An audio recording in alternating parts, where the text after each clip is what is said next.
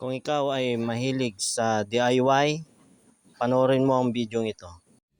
3, 4. Sa mga kaibigan nating mahilig na mag-DIY sa kanilang mga motor,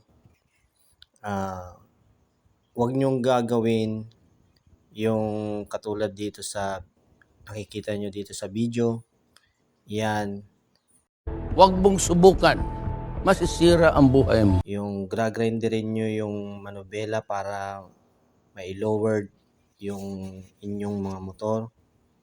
Yan ang wag na wag nyong gagawin mga guys. Dahil wala nang tibay yan. Stop it. Get some help.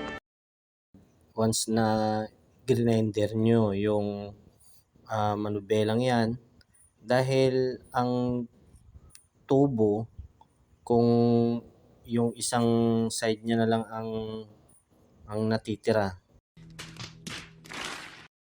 katulad yan sa nakikita nyo, ay wala nang pwersa yan.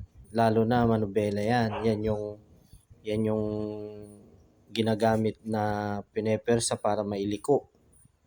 So guys, ito ay napaka-importante na alam natin. Lalo na ito na nakikita nyo sa video mga guys, ay naka sidecar pa.